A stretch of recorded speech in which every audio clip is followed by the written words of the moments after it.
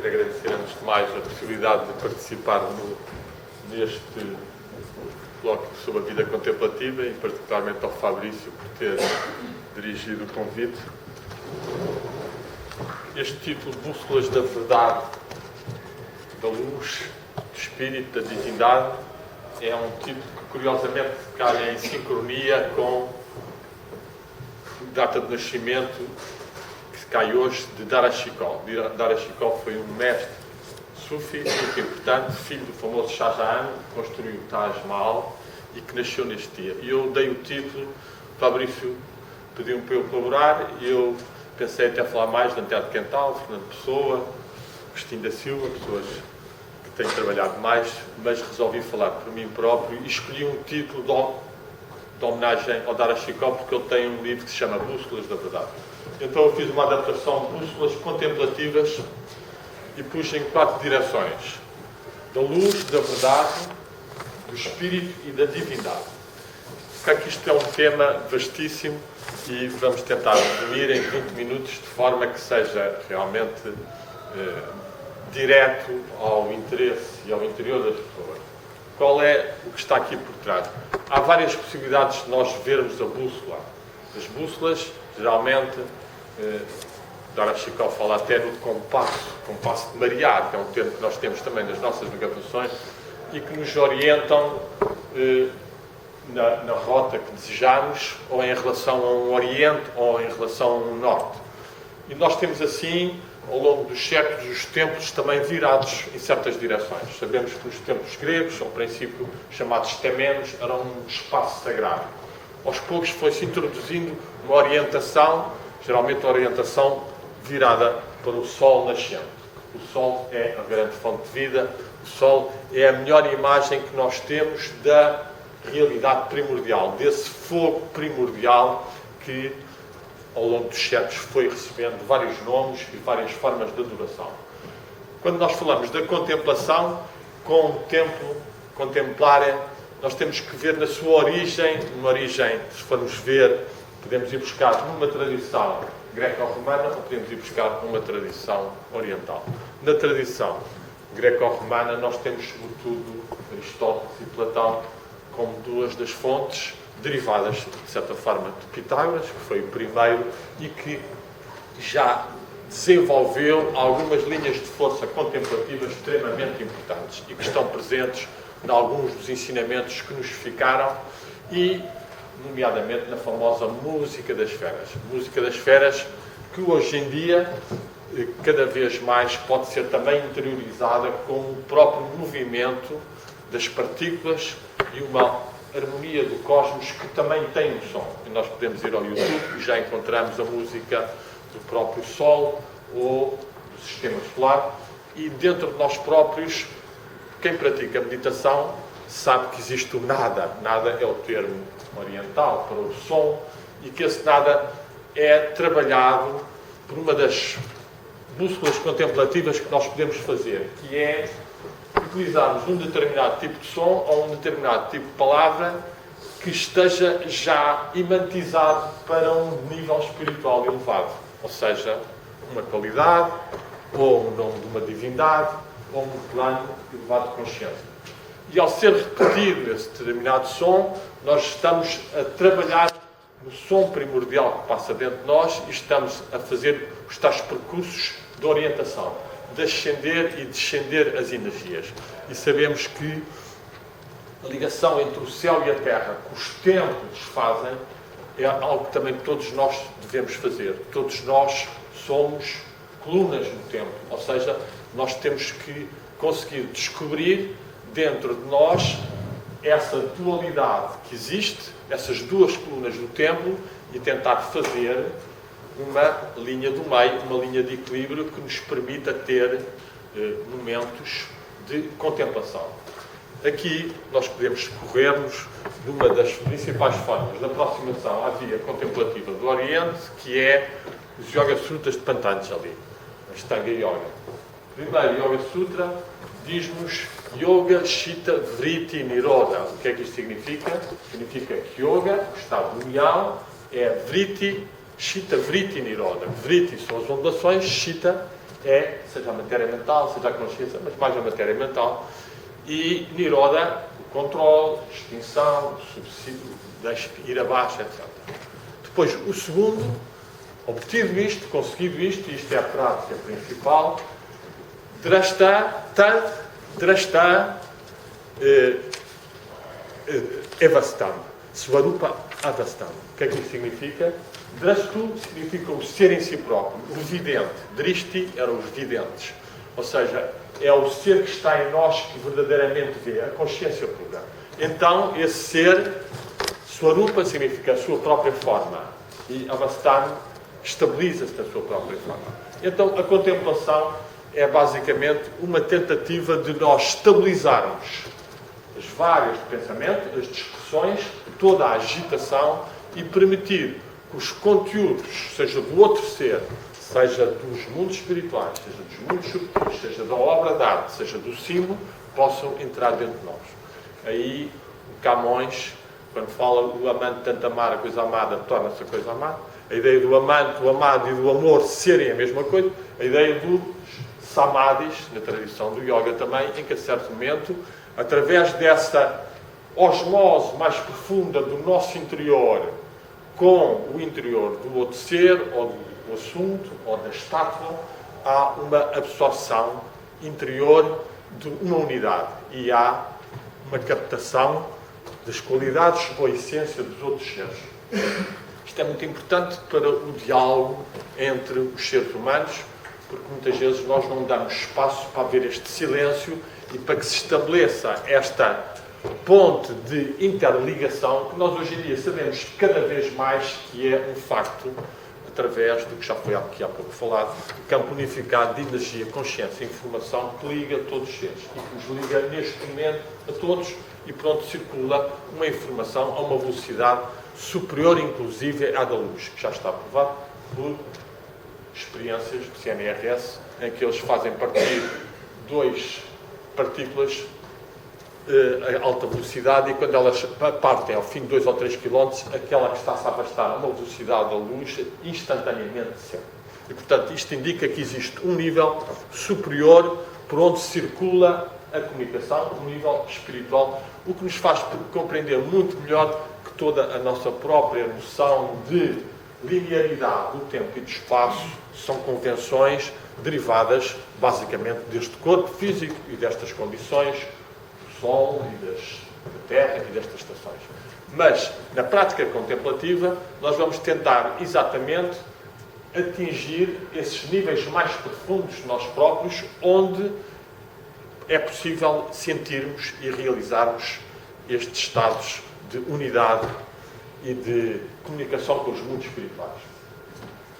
Estas bússolas, em termos práticos, como é que nós podemos perceber? Além de termos esta noção de que existe, e aqui, o último livro que eu publiquei chama-se da alma ao espírito, que existem estes níveis, que é o mundo físico, há um mundo depois subtil, depois há um mundo causal e há um mundo espiritual ou divino, ou seja, ao que nós temos uma constituição de corpo, alma e espírito, um corpo que todos nós conhecemos, uma alma que é feita de milhares, milhões de forças anímicas, pontinhos de luz, de energias que assumem as formas mais fabulosas ou menos fabulosas e realmente o tal ponto de luz, a tal centelha, o tal espírito. E daí que eu tenho a falar das bússolas da luz e da verdade, do espírito e da divindade, porque de facto esse nível de espírito é um nível muito difícil, muito subtil, a maior parte das pessoas não tem acesso a ele, são de facto pontos e níveis difíceis de chegar. Daí que na tradição cristã se tenha falado muito da necessidade da graça, de uma ciência infusa, não dependia de nós, não era apenas do nosso esforço, mas era de uma descida do mundo divino ou espiritual que fazia descer primeiro essa luz e depois esses estados donitivos ou de amor. Daí que na tradição ocidental, tradição cristã sobretudo, mas que já tem a ver com a tradição grega, que também desenvolve todo esse aspecto de excesso, de procuração, de cartazes, para depois chegar aos estágios de impassibilidade, de silêncio e, por fim, aos estágios de epopeia, de visão.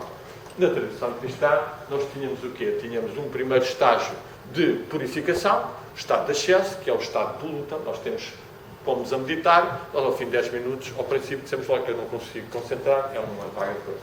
E em relação a uma série de desejos que nós temos, comer mais, ou dormir mais, ou reagir assim, ou aquilo. Portanto, nós temos que fazer todo esse trabalho de purificação, de começo de controle das nossas forças anímicas. Fernando Pessoa chamava de talhar o corpo espiritual. Nós estamos aqui a talhar um corpo espiritual. Estamos a adquirir um corpo espiritual para que esse se torne um vaso, um templo. E isso é uma construção que encontramos em quase todas as tradições. Existe a tradição do Santo Graal, tem nesse aspecto uma origem até persa, chamado Jan. Jan é o vaso que dá uma percepção do universo e que está no coração. E que os seres que conseguem chegar até ele através de um trabalho grande que, já nós falámos há pouco, tem essa fase de purificação, muitas vezes é chamada de remover a ferrugem do coração e limpar o espelho ou o olho da mente. De facto, é importante aqui nós percebemos que dentro destas bússolas nós podemos fazê-las de uma forma mais prática em termos dos chakras. Nós temos vários chakras, estão ligados com a nossa constituição física, com a nossa constituição energética e com uma constituição subtil, psíquica. E eles são como que bússolas. Portanto, se nós vamos para o coração e estamos a sentir mais o coração ou os sentimentos, nós percebemos rapidamente o que é que aparece mais. E nós podemos começar a fazer um tipo de mantra ou um tipo de oração e, de facto, não é esse que o nosso coração permite ou que ele faz emanar de si próprio. E nós aí temos a bússola. As palavras também. Se nós vamos utilizar um determinado som ou uma determinada palavra, muitas vezes, ao fim de algum tempo, mudamos. E é importante compreendermos que temos estes vários níveis de bússolas para tentarmos caminhar para a luz e para a verdade. Outro é o da postura. Uma pessoa perceber, sentir, nossa postura está vertical, está descontraída, a energia circula. Outra bússola, a respiração. Nossa respiração está a ser levada a todos os níveis, está a respirar só superficialmente esta zona, ou, de facto, é uma respiração que se torna, por vezes, espacial, em que uma pessoa respira a própria sala, não é? Uma pessoa, a certa altura, está com uma dimensão de estar expandido para além do seu corpo. É importante nós termos essa consciência que nós fomos demasiado habituados a identificarmos com este corpo físico e com esta posição dentro do corpo físico e que, de facto, a nossa dimensão é uma dimensão muito mais vasta. É uma dimensão muito mais vasta. De facto, a nossa consciência não está fechada no corpo. Estes tais níveis que nós temos correspondem, de facto, a mundos em que nós vivemos muitas vezes sem estar conscientes. É o caso dos sonhos. No mundo dos sonhos, muitas vezes nós estamos a participar num mundo chamado Malakut, na tradição islâmica, do qual o Darash fala, e que, de facto, existe uma contraparte dos nossos corpos. Nós temos outras formas, e aí vivemos e interagimos com outros seres, e temos experiências, e há diálogos, e há ensinamentos, etc. E, portanto, é importante nós compreendermos para termos uma maior continuidade de consciência, não ficarmos limitados a estarmos apenas no corpo, acordamos, adormecemos. Não, nós, quando estamos nos sonhos e nesse mundo, nós estamos também a desenvolver a tal consciência mais plena. Uma consciência que tenta ligar-se com o espírito e com a divindade. Quando eu falo da luz, é um fenómeno real. Existe uma luz espiritual que tem várias dimensões, tem várias cores. Quem faz uma prática regular e certa meditação vê a luz, recebe a luz, e essa luz traz-lhe certo tipo de informações, ou certo tipo de vibrações, ou certo tipo de forças, e é muito importante a desenvolvermos esta percepção de que existe um outro espiritual dentro de nós, que existe um corpo, faltam já 5 minutos, ó, e que temos todas essas dimensões a funcionar e que devemos estar abertos a elas. E, portanto, aspirar à luz, aspirar a despertarmos a nossa sensibilidade para a luz ou a sensibilidade artística. A sensibilidade artística é, de facto, falou-se há pouco, muito importante, porque uma das outras formas de contemplação é e das mais simples, é nós contemplarmos ou uma flor, ou um cristal, ou certos tipos de obras de arte que foram construídas por seres que já tiveram uma percepção espiritual ou uma visão espiritual. Se nós fazemos isso com um recolhimento profundo dentro de nós próprios, nós vamos tentar entrar nos níveis da nossa alma, se vamos tentar entrar no coração do nosso ser, então nós vamos nos aproximar do nosso nível espiritual que comunga com o nível espiritual dos símbolos que estão nessas, ou das pessoas, ou dos seres, e nós podemos então ter experiências, seja de sentir, seja mais tarde nas nossas meditações ou nos nossos sonhos, entrar em contacto com essas forças e esses planos. E então aqui a luz vai-nos purificando e o nosso corpo de luz vai aumentando e vamos tornando menos dominados pelas forças de manipulação, pelas forças de trevas, pelas forças do medo que tanto abundam e que tomaram conta de grande parte da informação e dos média e que absorvem muito da consciência das pessoas. O saber ocupa lugar e, sobretudo, o lixo ainda mais ocupa lugar nas mentes das pessoas. Portanto, quanto menos televisão ou jornais, melhor. Isto aqui passa-nos para a verdade, muito rapidamente, a procura da verdade. Sat Chit Ananda é uma das definições do espírito e do ser humano. O ser é Sat, é Chit, Ananda. Sat é o ser e é a verdade, Chit é a consciência, Ananda é a beatitude. E é isso que nos, de certa forma, constitui no nível mais profundo. E aqui o que é importante? É importante haver uma clara direção de nós próprios rumo à verdade. A Sat, sermos procuradores de verdade. A Satsanga indiana, a Sangha budista, tudo isso, deve estar reunida à volta da verdade. E é isso que nos une aqui. Nós estamos aqui todos a procurar a verdade. Se estamos todos a procurar a verdade, então há um campo unificado de energia e consciência que Jesus afirmou mesmo quando disse: onde 2 ou 3 se reunirem em meu nome, eu estou no meio deles.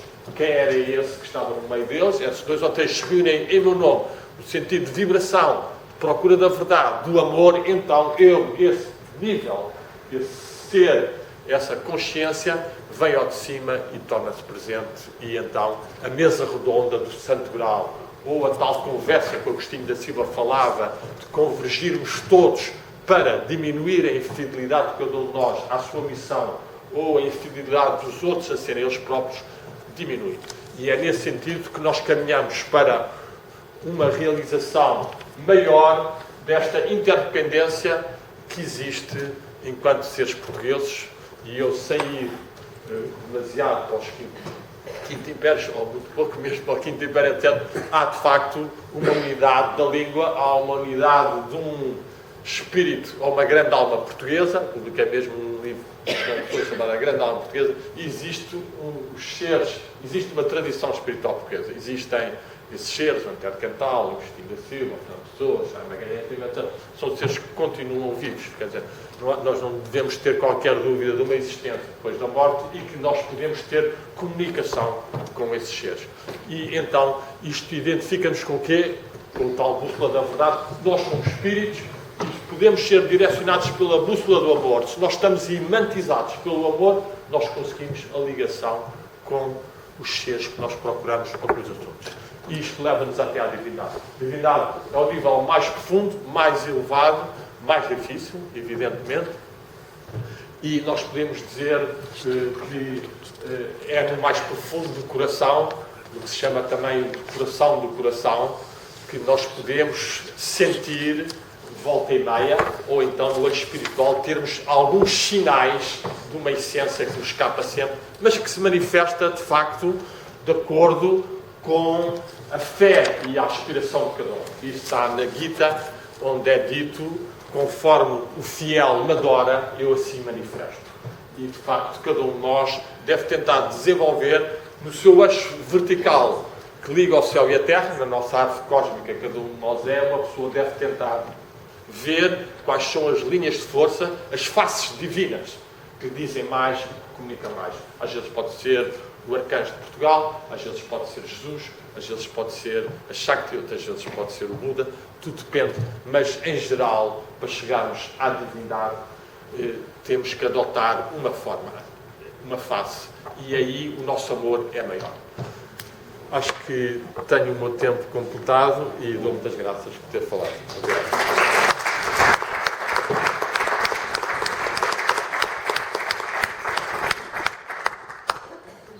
Agradeço ao Pedro.